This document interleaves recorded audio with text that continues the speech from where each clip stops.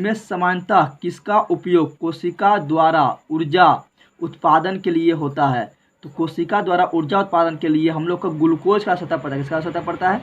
Glucose की आवश्यकता पड़ता है। तो इसका आंसर नंबर होगा गो सही। ग्लूकोज का सूत्र होता है C6H12O6 और हम ऑक्सीजन लेते हैं तो इसी से क्या होता है, ग्लूकोज ऑक्सीजन के मदद से क्या होता है, ये टूट जाता है CO2 में, जिसको हम क्या करते हैं अपने फिर नाक के द्वारा बाहर निकाल देते हैं और जल में टूटता है और काफ़ी मात्रा में ऊर्जा देता है। क्या देता है? ऊर्जा देता है। अर्थात कि सामान्यतः किसका उपयोग कोशिका द्वारा ऊर्जा उत्पादन में के लिए होता है? तो वो ग्लूकोज का होता है। ठीक है ना, आगे बढ़ते हैं।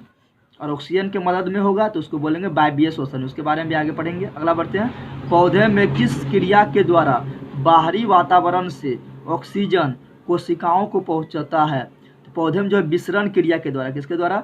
विसरण क्रिया के द्वारा बाहरी वातावरण से ऑक्सीजन कोशिकाओं को पहुंचाता है, तो वो होता है विसरण। क्या होता है? विसरण। हम जानते हैं पौधे की जो पत्तियां होता है उसमें छोटा छोटा बहुत सारा छिद्र पाया जाता है, पाया जाता है। आप लोग देखेंगे पीपल का पत्तियां जब सूख जाता है तो उसमें देखते हैं बारीकी से बहुत ज़्यादा छेद होता है, बहुत ज़्यादा छिद्र होता है। तो उसी छिद्र के द्वारा क्या होता है, गैस अंदर जाता है, यानी CO2 अंदर जाता है, ऑक्सीजन बाहर निकलता है। तो इसी को बोलते हैं विसरण। क्या बोलते हैं? विसरण। तो पेड़ पौधा हो गया या एक कोशिकीय जीव जिसका शरीर सिर्फ एक कोशिका से बना है, जिसका शरीर सिर्फ एक कोशिका से बना है, ऐसा अमीबा बोले, पैरामेशियम बोले, ये सभी में भी जो ऑक्सीजन और CO2 का जो आदान प्रदान होता है वो विसरण की विधि के द्वारा होता है। और आप लोग देखे होंगे कि अगरबत्ती जलाते हैं तो अगरबत्ती का जो है सेंट एक कोना में जला दो तो उसका सेंट जो है चारों तरफ रूम में फैल जाता है, अगल बगल फैल जाता है। क्यों फैल जाता है? तो वो विसरण विधि के द्वारा फैलता है। कौन विधि द्वारा फैलता है? विसरण विधि द्वारा। ठीक है ना, याद रखना।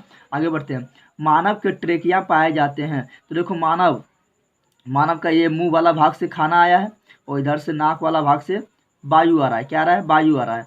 फिर यहाँ पर होता है आपका रेलिंग्स और यहाँ से फिर आगे बढ़ता है तो ये है ट्रेकिया। क्या है? ट्रेकिया है। और ट्रेकिया में जो इस प्रकार उपास्थि का बनाओ, किसका बोल रहे हैं हम? उपास्थि। क्या बोल रहे हैं हम? उपास्थि बोल रहे हैं, अस्थि नहीं बोल रहे हैं। अस्थि बोलेंगे तो हो जाएगा हड्डी, और उपास्थि जो होता है वो हड्डी नहीं होता है, वो लचीला होता है, वो भी कठोर होता है लेकिन लचीला होता है। तो ट्रेकिया, ये क्या है मेरा? ट्रेकिया, जिसको बोलते हैं श्वास नली। क्या बोलते हैं? ट्रेकिया को बोलते हैं श्वास नली। तो ये क्या है? ट्रेकिया है। ट्रेकिया में क्या है? उपास्थि का बना हुआ इस प्रकार जो है, इस प्रकार आधा, पूरा नहीं हम गोल कर रहे हैं, सिर्फ इस प्रकार आधा कर रहे हैं।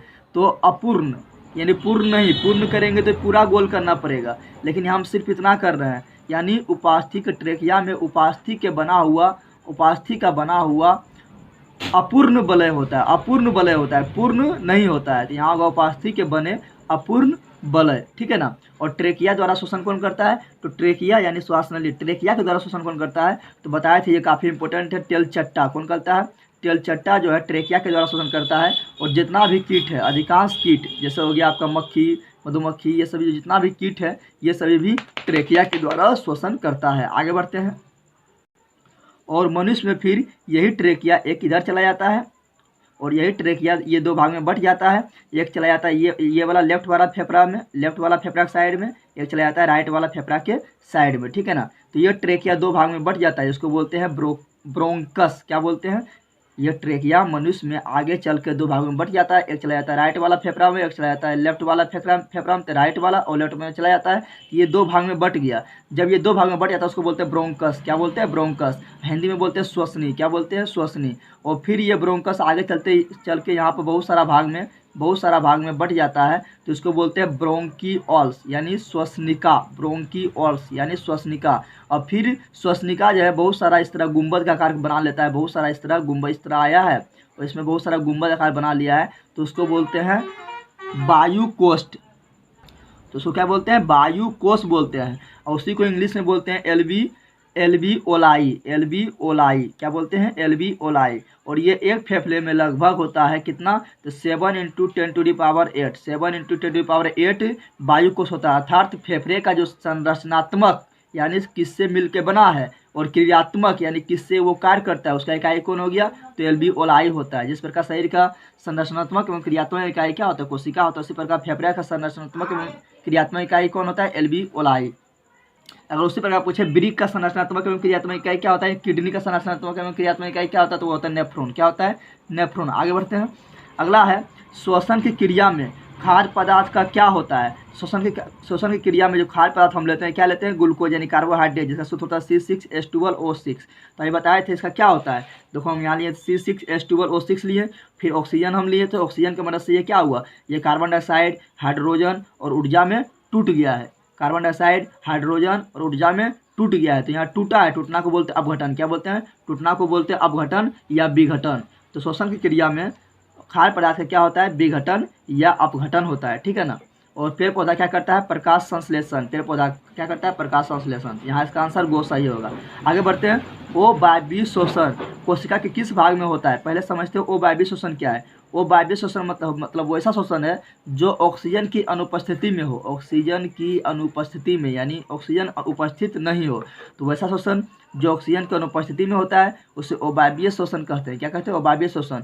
और ये शोषण कहाँ पर होता है, यह होता है ईस्ट में। तो कौन सा जीव में होता है, तो ईस्ट में होता है। किस में होता है, ईस्ट में होता है, ठीक है ना। तो पहला चरण इसका जो होता है, तो कौन सा जीव में होता है, ईस्ट में होता है। और ईस्ट में पहला चरण कहाँ पर होता है, कोशिका द्रव में। कहाँ पर होता है, कोशिका द्रव में। लेकिन वही पूछेगा वायवीय शोषण किसे कहते हैं, तो वैसा शोषण जो ऑक्सीजन की उपस्थिति में होगा, ऑक्सीजन की उपस्थिति में होगा उसे वायवीय शोषण कहेंगे। और वायवीय शोषण जो है वो होता है कहाँ पर, माइटोकॉन्ड्रिया में। कहाँ होता है, माइटोकॉन्ड्रिया में। आगे बढ़ते हैं। मनुष्यों में सांस लेने और छोड़ने की क्रिया को क्या कहा जाता है, तो श्वास लेना और श्वास छोड़ना। तो श्वास लेना को बोलते हैं प्रश्वास। क्या बोलते हैं, प्रश्वास।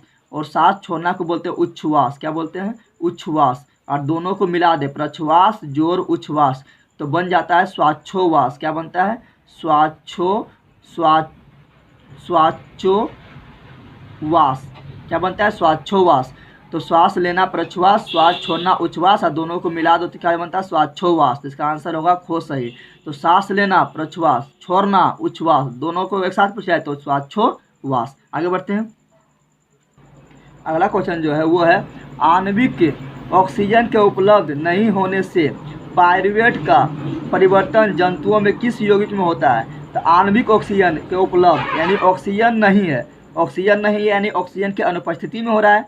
तो ऑक्सीजन का अनुपस्थिति में पायरुवेट जो है ये विखंडन हो जाता है इथेनॉल में। किसमें विखंडन होता है, इथेनॉल। और क्या बनाता है, CO2। क्या बनाता है, CO2। तो इसका आंसर नंबर खो सही होगा। पायरुवेट क्या है, तो ये पायरुवेट जो है ये ग्लूकोज का दो टुकड़ा है, एक टुकड़ा इधर एक टुकड़ा इधर, तो दो टुकड़ा है, यानी एक C3H6O2 एक बना लिया तो हो गया पायरुवेट। उसी प्रकार C3H6O2 ये टुकड़ा है, क्या है, टुकड़ा है। तो ग्लूकोज का दो टुकड़ा है पायरुवेट, और ये ऑक्सीजन की उपलब्ध नहीं है, यानी ऑक्सीजन की अनुपस्थिति में ये क्या बनाता है, इथेनॉल प्लस CO2। इसी को बोलते हैं अवायवीय शोषण। ये कहाँ पर होता है, ईस्ट में। और कौन सा विधि के द्वारा होता है, तो होता है किण्वन विधि के द्वारा। किस में होता है, तो ईस्ट में। कौन सा विधि द्वारा, किण्वन विधि के द्वारा, ठीक है ना। आगे बढ़ते हैं। पौधों में गैसों के आदान प्रदान के लिए होते हैं। तो बताया था पौधे में के जो पत्तियां होता है उसमें क्या होता है, बहुत सारा छिद्र होता है, छोटा छोटा। आप लोग पीपर के पत्ती में बताए थे, देखे होंगे कि जब वो सूख जाता है तो उसमें बहुत सारा बारीकी छिद्र पाया जाता है, उसी को बोलते हैं रंध्र। क्या बोलते हैं, रंध्र। तो उसको बोलते हैं हम क्या, रंध्र बोलते हैं। और इंग्लिश में क्या बोलते हैं, अस्टोमाटा। क्या बोलते हैं, अस्टोमाटा, ठीक है ना। तो इसका आंसर होगा खो नंबर सही। आगे बढ़ते हैं। अगला है, निश्वास द्वारा निकली वायु में रहती है। निश्वास, श्वास मतलब श्वसन हो गया, और नि मतलब निकलना, नि मतलब निकलना। तो बताओ जब हम लोग श्वास छोड़ते हैं, निश्वास को निकालते हैं, तो कौन सा गैस निकालते हैं, CO2 गैस। इसका आंसर क्या होगा, को। तो निश्वास में क्या होगा, CO2। क्या होगा, CO2। आगे बढ़ते हैं। रिक्त स्थानों की पूर्ति करें, देख लेते हैं। बताओ नेक्स्ट क्या है, वह क्रिया जिसके द्वारा क्या होता है, मात्र एक कोशिका से मिलकर बना होता है उसे कोशिकीय जीव कहते हैं। और बहुकोशीय किसे कहते हैं, तो वैसा जीव जिसका शरीर बहुत सारा कोशिका से मिलकर बना उसे बहुकोशीय कहते हैं। तो एक कोशिकीय जीव बताओ, मात्र वो एक कोशिका से मिलकर बना, तो उसमें जल का परिवहन क्या हम लोग की तरह मुख होगा, मुख नहीं होगा। तो उसमें जल का परिवहन विसरण द्वारा आता है। विसरण क्या होता है, अधिक से कम की ओर बहना विसरण कहलाता है। जिस प्रकार देखो हम लोग रुई को पानी में रख देंगे ना, तो पानी को किस तरह वो सोख लेता है, उसी प्रकार विसरण होता है, ठीक है ना। यानी एक कोशिकीय जीव क्या करता है, वो अपना शरीर से पानी को, जल को, भोजन को सोख लेता है, तो वो हो गया विसरण द्वारा। तो पेड़ पौधा में भी जो जड़ से पानी सोखता है ना, तो वो विसरण द्वारा ही होता है। एक कोशिकीय जीव में विसरण द्वारा, और पेड़ पौधा में जल का अवशोषण विसरण द्वारा होता है, ठीक है। आगे बढ़ते हैं। अगला क्वेश्चन है मेरा, पानी एवं घुलित खनिज पदार्थों में पौधे में स्थानांतरण होता है। देखो पानी बोल रहा है, या पानी में जो खनिज लवण घुला हुआ है वो पौधे में स्थानांतरण किसके द्वारा होता है, पानी को हम बोलते हैं जल। क्या बोलते हैं, जल। तो जो से जाइलम, जो से जल, जो से जाइलम, बोलो जो से जल, जो से जाइलम, जो से जल, जो से जाइलम। तो जल का अवशोषण जाइलम द्वारा, जल का अवशोषण जाइलम द्वारा। अब फल पूछेगा यानी भोजन पूछेगा, तो फल का फ्लोएम द्वारा, फल यानी भोजन, फल यानी भोजन, फल का फ्लोएम द्वारा, फल का फ्लोएम द्वारा यानी भोजन का फ्लोएम द्वारा। आगे बढ़ते हैं, अगला क्वेश्चन मेरा है, अगला है पौधे में खाद्य पदार्थों का स्थानांतरण किस रूप में होता है। खाद्य पदार्थ यानी फल, फल यानी भोजन, फोसे फल यानी भोजन, तो फोसे फल, फोसे फ्लोएम, ठीक है ना, फ्लोएम द्वारा होता है। लेकिन बोला किस रूप में होता था, सुक्रोज के रूप में होता है। कैसे होता है, सुक्रोज के रूप में। किस रूप में, हम लोग में ग्लूकोज के रूप में और पेड़ पौधा में सुक्रोज के रूप में। आगे बढ़ते हैं, नेक्स्ट क्वेश्चन देखते हैं। फ्लोएम से खाद्य पदार्थों का परिवहन पौधे के किस दिशा में होता है। अब बताओ, भोजन कहाँ बनता है, पेड़ पौधा के पत्ती में, क्योंकि पत्ती का रंग क्या होता है, हरा। हरा क्यों होता है, तो क्लोरोफिल के कारण, क्लोरोफिल के कारण हरा होता है, तो वहाँ पर क्या होता है, भोजन बनता है। अब बताओ, वो भोजन पत्ती में बन गया तो क्या भोजन वहीं रहेगा, नहीं। अब वो पत्ती से भोजन थी, पेड़ पौधे के जड़ को चाहिए, तना को चाहिए, उसके हर डाली को चाहिए, सभी डाली को चाहिए।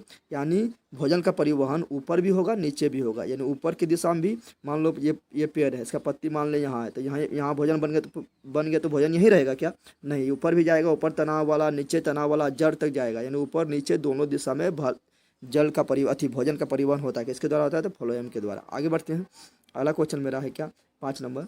जल तथा घुलनशील लवण का मूर्लोम, मूर्लोम कहाँ पाया जाता है, तो मूर मतलब जल, तो जल में पाया जाता है। जल में देखते हैं आप लोग, एकदम सफ़ेद सफ़ेद होता है, पूरा एकदम सफ़ेद होता है, ठीक है ना। जिसको आप नोच देंगे तो पानी निकलने लगता है, उसको बोलते हैं मूर्लोम। क्या बोलते हैं, से पत्तियों तक पहुँचने की क्रिया किस ऊतक द्वारा संचालित होता है। तो देखो यहाँ जल के बारे में पूछा कि जल किसके द्वारा जाता है, तो जो से जल, जो से जाइलम, तो यहाँ बोलेंगे जाइलम के द्वारा।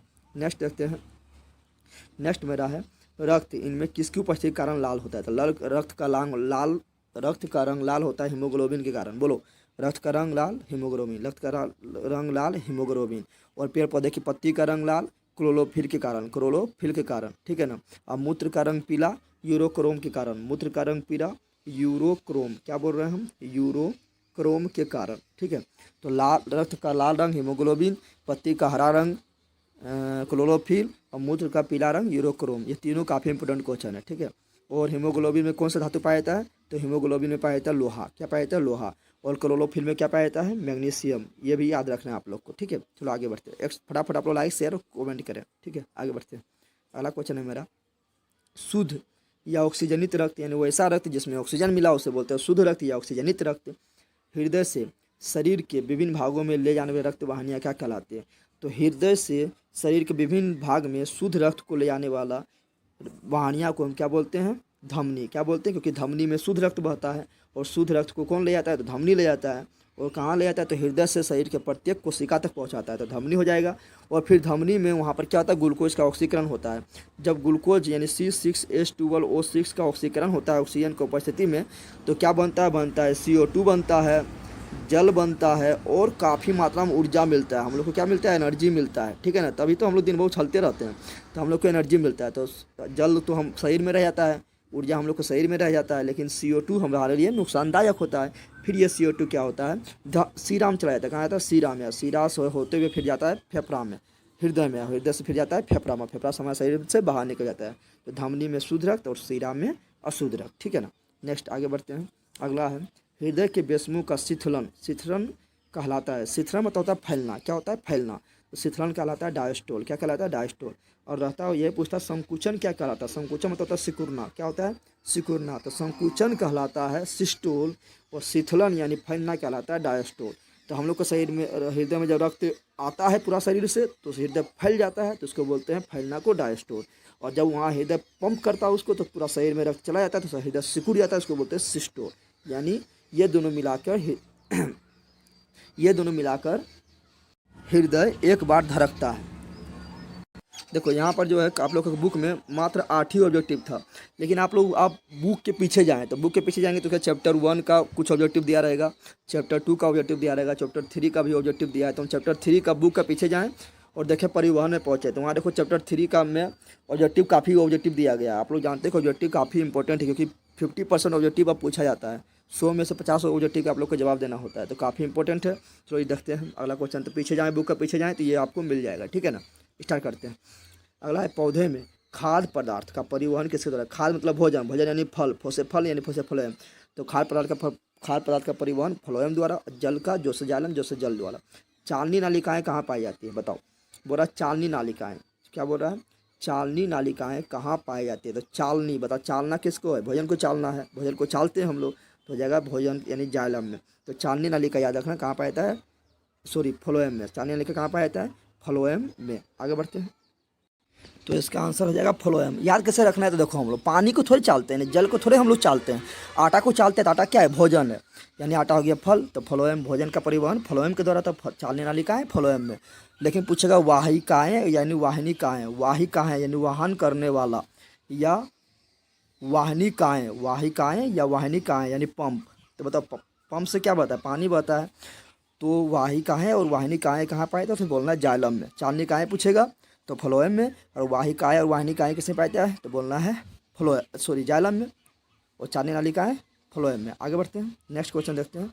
नेक्स्ट मेरा है, पौधे के बाहरी वायवीय भागों से जलवाष्प के निकलने की क्रिया को क्या कहलाता है, तो वाष्पोत्सर्जन। यानी पौधे के पत्ती के द्वारा, तना के द्वारा पानी निकलना, यानी वाष्प के रूप में पानी का उड़ना क्या कहलाता है, वाष्पोत्सर्जन कहलाता है। और आप लोग को जानना चाहिए कि पानी, अगर मान लो कोई पेड़ पौधा है, वो 100 लीटर पानी अगर जड़ के द्वारा ग्रहण करता है, तो उसमें से 90 लीटर पानी वो क्या करता है, वाष्पोत्सर्जन यानी उड़ा देता है, ठीक है ना, ये याद रखना। आगे बढ़ते हैं, नेक्स्ट, जल के अवशोषण एवं परिवहन में जल की जाइलम वाहिकाएं में उत्पन्न होने वाले दाब को क्या कहते हैं, तो उसको बोलते हैं मूल दाब। क्या बोलते हैं, मूल दाब बोलते हैं। यानी जो दाब होता है, जैसे हम लोग देखते हैं ना, पानी को हम लोग सोखते हैं, तो पानी को हम लोग मुँह से सोखेंगे तो जितना कस के दाब लगाएंगे, नहीं जितना कस के हम लोग अंदर टानेंगे पानी को, ठीक है ना, मुख से, तो उतना दाब लगाएंगे तो उतना पानी अंदर जाता है। तो जो पेड़ पौधा जितना दाब से पानी को खींचेगा, ठीक है ना, उस दाब को बोलते हैं मूल दाब। और ये कहाँ पाया जाता है, जड़ में पाया जाता है, ठीक है ना। आगे बढ़ते हैं, अगला क्वेश्चन है, खनिज लवणों के अवशोषण पौधे किस रूप में करते हैं। देखो खनिज लवण यहाँ हो गया, जैसे हम लोग सोडियम क्या है, खनिज लवण है। कैल्शियम क्या है, खनिज लवण है। मैग्नीशियम क्या है, खनिज लवण है। जैसे आयन के रूप में होता है, ये होता है प्लस प्लस प्लस। मान लो क्लोरीन है, तो क्लोरीन क्या धातु है, तो माइनस हो जाएगा, तो आयन के रूप में होता है। कैसा रूप में होता है, आयन के रूप में। तो यहाँ पर गो नंबर सही हो जाएगा। नेक्स्ट क्वेश्चन देखते हैं। नेक्स्ट है क्या, बोल रहा है कि औसतन एक पेड़ अपने जीवन काल में अपने भार के कितने गुना जल अवशोषित करता है।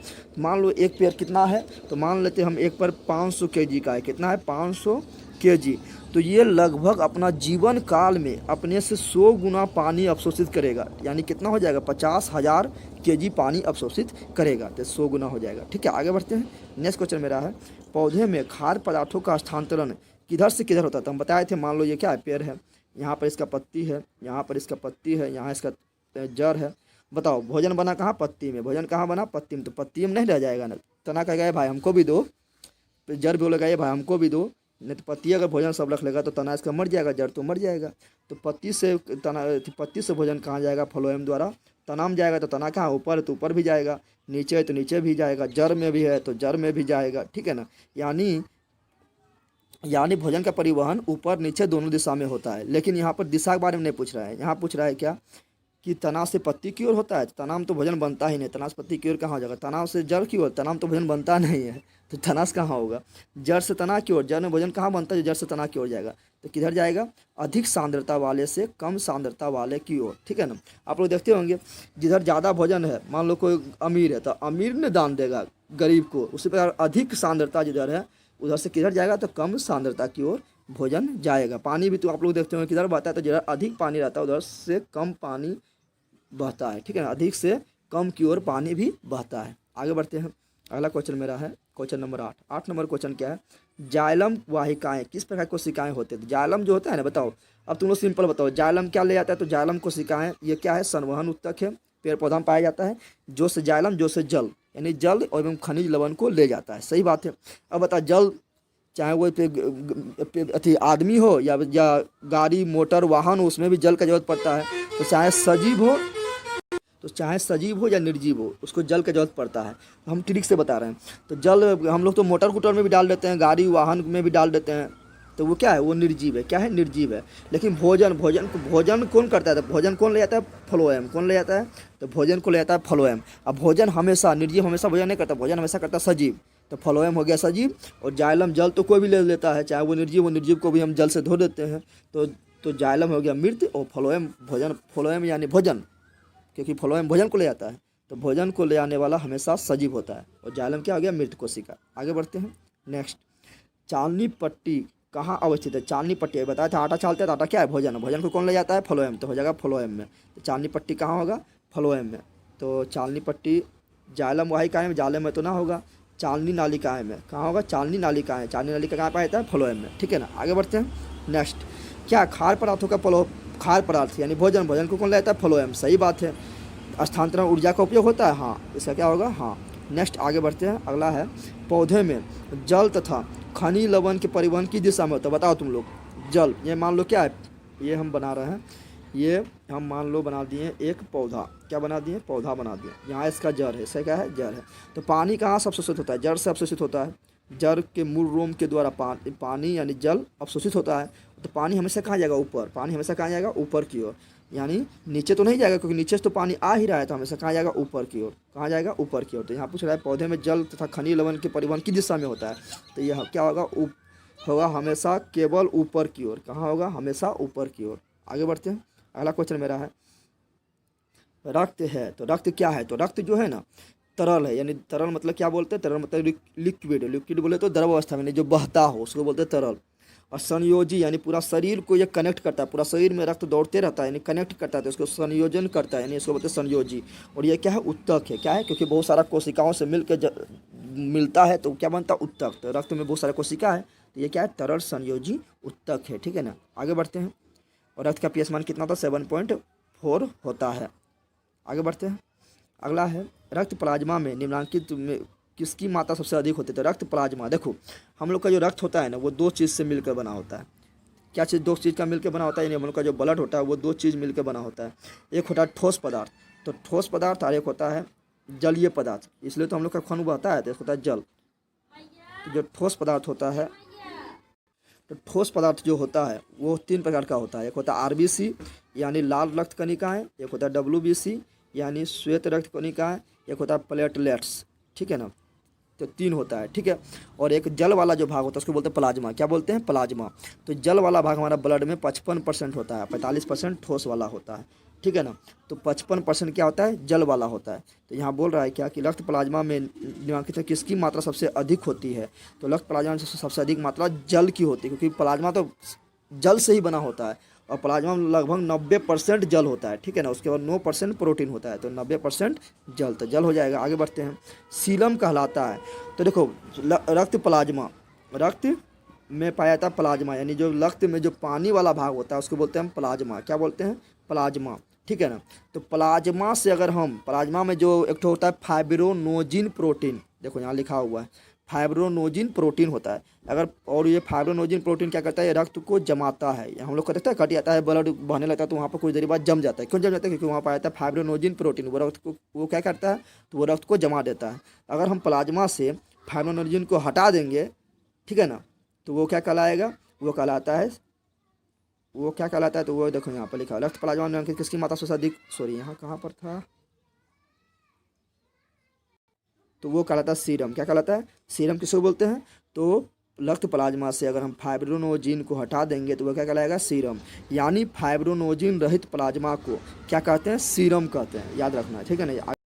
अगला क्वेश्चन है, निम्नलिखित में कौन हृदय गति, जैसे हम लोग का हृदय धक धक धक धक करते रहता है, तो हृदय गति के दौरान अगर हृदय धक धक धक कर रहा है तो वहाँ पर जिससे टकराएगा उसमें क्या घर्षण होगा, तो घर्षण होगा तो हम लोग को हृदय को नुकसान पहुँचेगा। तो यहाँ बोल रहा है क्या कि हृदय गति के दौरान हृदय और पेरिकार्डियल झिल्ली, यानी हृदय को एक झिल्ली ढका हुआ रहता है, थैला में बंद रहता है, उस थैला को हम बोलते हैं पेरिकार्डियल झिल्ली, ठीक है ना, के बीच होने वाले जो गति होता है तो उससे कौन रक्षा प्रदान करता है, जिसके कारण कि वो घर्षण के कारण नष्ट न हो जाए। तो वहाँ पर एक द्रव भरा होता है, ठीक है ना, और द्रव में घर्षण नहीं होता है तो कौन सा द्रव होता है, तो पेरिकार्डियल झिल्ली के बीच एक द्रव होता है, उसको बोलते हैं पेरिकार्डियल द्रव, यानी गो नंबर सही हो जाएगा। आगे बढ़ते हैं, नेक्स्ट क्वेश्चन मेरा क्या है, मेमेलिया वर्ग। मेमेलिया वर्ग किसको बोलते हैं, वैसा जीव जंतु जो अपने बच्चों को दूध पिलाता है उसको बोलते हैं मेमेलिया वर्ग। मनुष्य मेमेलिया वर्ग में आता है, जितना भी गाय भैंस बकरी कुत्ता यानी दूध पिलाने वाले जितना भी सब क्या मेमेलिया वर्ग में, ठीक है ना। तो मेमेलिया वर्ग के जंतु में कितने ही बेस में होते हैं, हृदय के कितने बेस में होते हैं, तो कितना होता है, 4। कितना होता है, 4 बेस में होते हैं, 4 कमरा होता है हम लोग के हृदय में, ठीक है ना।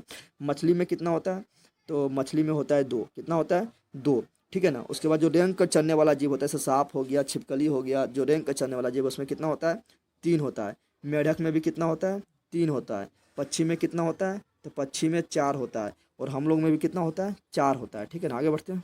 अगला है, इनमें से किसकी दीवार सबसे अधिक मोटी है होती है। देखो आप तुम लोग को पिक्चर पहले दिखाते हैं।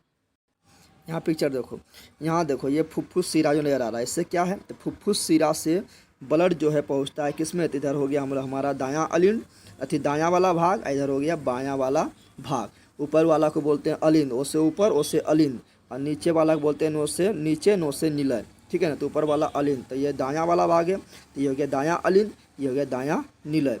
ये बायां वाला भाग है, तो ये हो गया ऊपर वाला बायां अलिंद, नीचे वाला बायां निलय।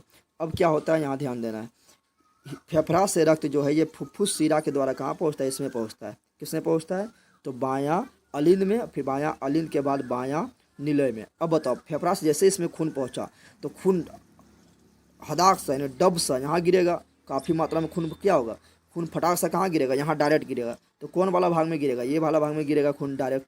तो जब ये वाला भाग में गिरेगा तो यहाँ पर ज़्यादा दबाव उत्पन्न होगा, क्योंकि खून डायरेक्ट डब से ना यहाँ गिरेगा। तो ये वाला दीवार मोटा होना चाहिए कि नहीं। और फिर यहाँ से खून धकेलेगा ऊपर, तो फिर क्या होगा, हृदय से बाहर निकलेगा, हृदय से बाहर निकलेगा तो पूरा शरीर में चल जाएगा। तो इसको धकेलने में भी ज़्यादा ताकत लग रहा है, खून को रोकने में ज़्यादा ताकत लग रहा है। तो ये दीवार मोटा होना चाहिए। तो ये दीवार क्या है, तो ये है मेरा बायां निलय, ये दायां निलय, ये बायां निलय, ये दायां अलिंद, ये बायां अलिंद। सबसे मोटा कौन होता है, सबसे मोटा होता है बायां निलय, ठीक है ना। आगे तो यही क्वेश्चन यहाँ पूछ रहा था।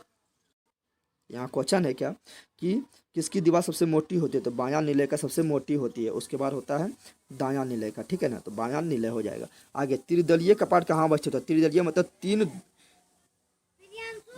यहाँ पिक्चर देखो, इधर क्या बोले थे, ये है दायां वाला भाग, इधर है बायां वाला भाग। तो ये हो गया ऊपर वाला अलिंद बोलते हैं, नीचे वाला को निलय बोलते हैं। तो ये हो गया क्या, दायां साइड है तो दायां अलिंद, ये है दायां निलय। ये बायां साइड है तो दायां अलिंद, बायां अलिंद, दायां निलय, बायां निलय। तो बोल रहा है कि त्रिदलीय कपाट कहाँ पाया जाता है। तो आप लोग ये पिक्चर को ध्यान से देखो, यहाँ लिखा हुआ है ये वाला भाग, त्रिदलीय कपाट लिखा हुआ है ना। त्रिदलीय कपाट कहाँ पाया जाता है, त्रिदलीय कपाट पाया जाता है दायां अलिंद और दायां निलय के बीच, यानी दायां अलिंद से दायां निलय की ओर ब्लड कौन ले जाता है, तो त्रिदलीय कपाट ले जाता है। तो ये क्वेश्चन पूछ रहा था। चलो और थोड़ा यहाँ भी देख लो, यहाँ क्या है, यहाँ लिखा है द्विदलीय कपाट। क्या लिखा हुआ है, द्विदलीय कपाट, यानी बायां अलिंद और बायां निलय के बीच द्विदलीय कपाट, और दायां अलिंद और दायां निलय के बीच त्रिदलीय कपाट। आगे बढ़ते हैं। यहाँ पूछा त्रिदलीय कपाट कहाँ पाया जाता है, तो दायां अलिंद निलय छिद्र पर, ठीक है ना। आगे बढ़ते हैं। अग्र महाशिरा तथा पश्च महाशिरा कहाँ खुलती है। देखो शिरा से क्या होता है, तो शिरा से हमारे शरीर के अशुद्ध रक्त हृदय में पहुँचता है, ठीक है ना। तो हृदय में पहुँचता है, अशुद्ध रक्त किस में बहता है, तो चलो पहले पिक्चर देखते हैं। देखो इससे इधर बायां वाला भाग से शुद्ध रक्त जाता है, ठीक है ना। इसलिए बोलते हैं बायां साइड से हाथ मिलाओ, शुद्ध हृदय से हाथ को मिलाते हैं, ठीक है ना। और दायां वाला होता है अशुद्ध रक्त। तो हमारे तो शिरा में बहता है अशुद्ध रक्त। तो क्या होता है, हमारे शरीर से शिरा के द्वारा अशुद्ध रक्त आता है किसमें, तो दायां वाला भाग में। देखो यहाँ पर अग्र महाशिरा लिखा हुआ है, यहाँ पश्च महाशिरा लिखा हुआ है। तो कौन सा भाग से ये जुड़ा हुआ है, ये दोनों देखो जुड़ा हुआ है किससे, तो ये दोनों जुड़ा हुआ है दायां अलिंद से। तो अग्र महाशिरा और पश्च महाशिरा दायां अलिंद से जुड़ा होता है, ठीक है ना।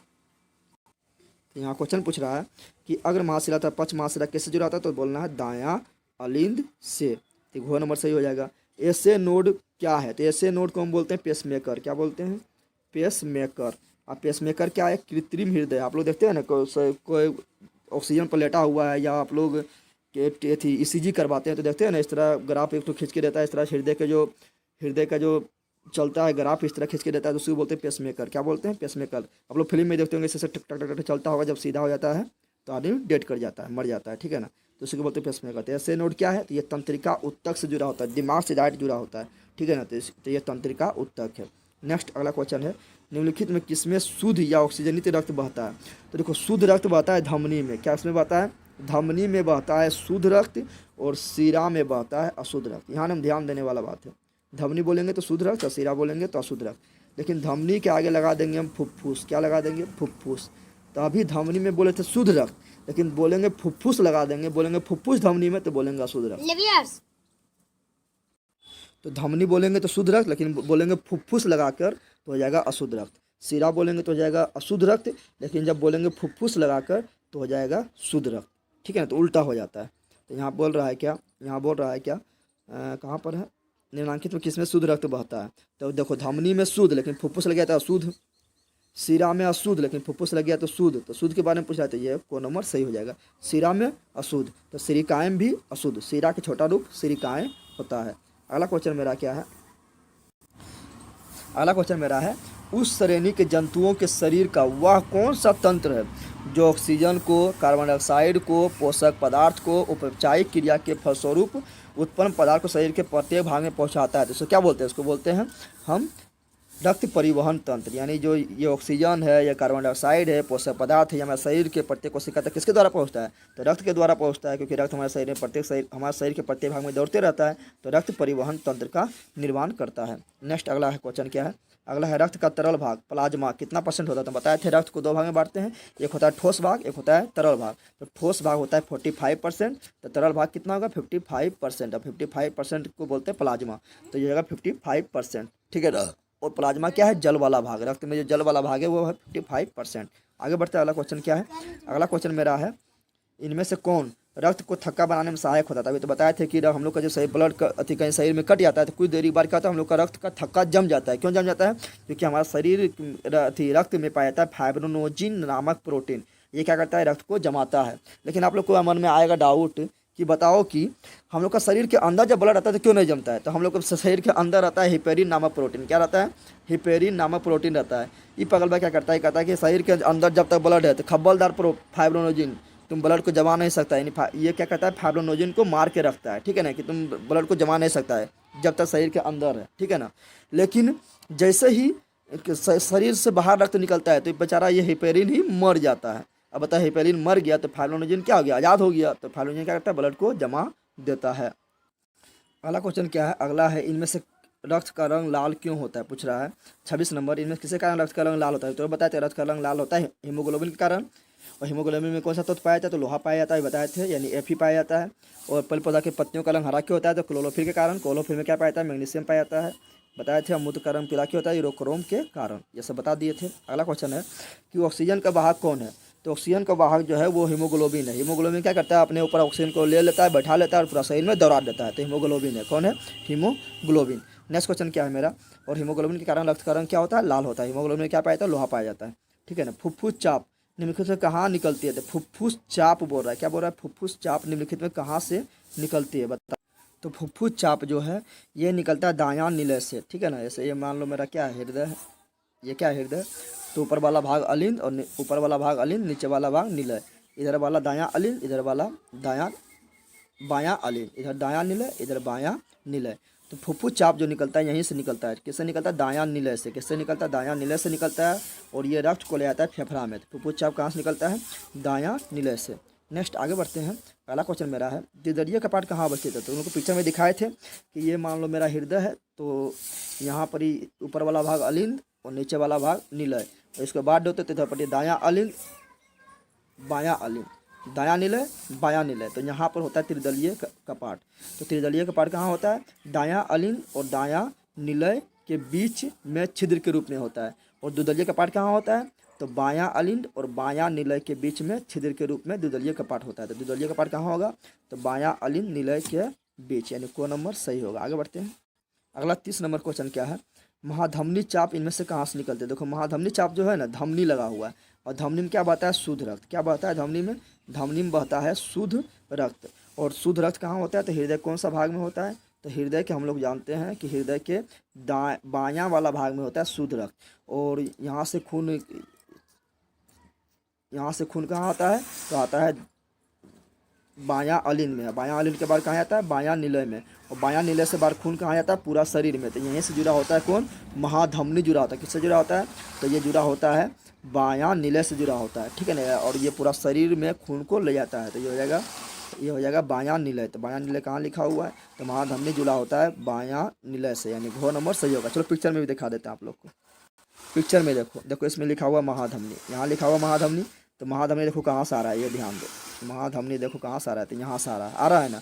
ये हो गया मेरा दायां अलिंद, ये हो गया बायां अलिंद, ये हो गया दायां निलय, ये हो गया बायां निलय। तो ये जो आया हुआ इधर से इधर, किससे जुड़ा हुआ, तो जुड़ा हुआ किससे, बायां निलय से। तो महाधमनी किससे जुड़ा होता है, निलय से, ठीक है ना, तो बायां निलय से। आगे बढ़ते हैं, अगला क्वेश्चन है क्या, अगला क्वेश्चन बोल रहा है कि रक्त परिवहन के दौरान हृदय में रक्त का भरना भरना यानी फैलेगा, तो फैलने को बोलते हैं हम क्या, फैलने को बोलते हैं फैलने को बोलते हैं डायस्टोर। क्या बोलते हैं, डायस्टोर यानी शिथिलन।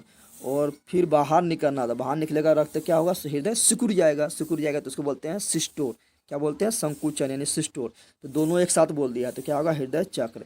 खाली बोलता भरना तो यानी फैल जाता तो होता डायस्टोर, फिर अगर रक्त बाहर निकल गया तो सिकुड़ जाता तो होता सिस्टोर, लेकिन दोनों बोले तो होगा हृदय चक्र। ठीक है ना। और अब बोल रहा है क्या, अगला क्वेश्चन क्या, अगला बोल रहा है एक स्वस्थ व्यक्ति का समान व्यक्ति में रक्तचाप कितना होता है, यानी एक स्वस्थ व्यक्ति का ब्लड प्रेशर कितना होता है, तो 120/80 होता है। कितना होता है, 120/80। 120 जो है ये क्या है, ये संकुचन है यानी ये सिस्टोल है। ठीक है ना। और 80 क्या है, डायस्टोल यानी ये क्या है, फैलना है, यानी ये क्या है, शिथिलन है। ठीक है ना। तो इस प्रकार ऑब्जेक्टिव जो है, ऑब्जेक्टिव और है नहीं, अब ऑब्जेक्टिव नहीं है, ऑब्जेक्टिव अब समाप्त हुआ। अब हम देखेंगे क्या, खाली स्थान को भरें। देखो यहाँ खाली स्थान को भरें आ गया, इसको देखते हैं। ठीक है ना। चलो स्टार्ट करते हैं। तो आप लोग को मज़ा आ रहा है तो फटाफट लाइक कर दें, शेयर करें, सब्सक्राइब जरूर करें अपने चैनल अगर, ठीक है ना।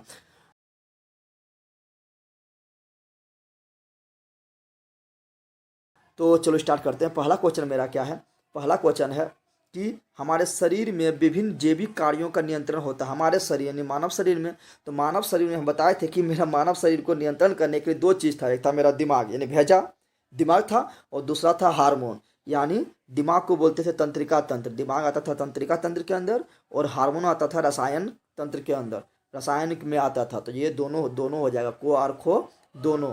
ठीक है ना। यानी इसका आंसर हो जाएगा गो। ठीक है। अगला क्वेश्चन बढ़ते हैं अगला क्वेश्चन की ओर। अगला क्वेश्चन मेरा क्या है, अगला क्वेश्चन है कि एब्सिसिक एसिड किस तरह का रसायन है। तो आप लोग को हम पढ़ाए थे कि पेड़ पौधा में 5 हार्मोन पाया जाता है। पहला है ऑक्जिन, दूसरा है जिबरेलिन, तीसरा है साइटोकाइनिन, चौथा है एब्सिसिक, पांचवा है एथिलीन। हम इसलिए नाम बार बार बोलेंगे क्योंकि आप लोग को याद हो जाए। ठीक है ना, क्योंकि आप लोग पहली बार पढ़ रहे हैं तो याद हो जाए। ठीक है।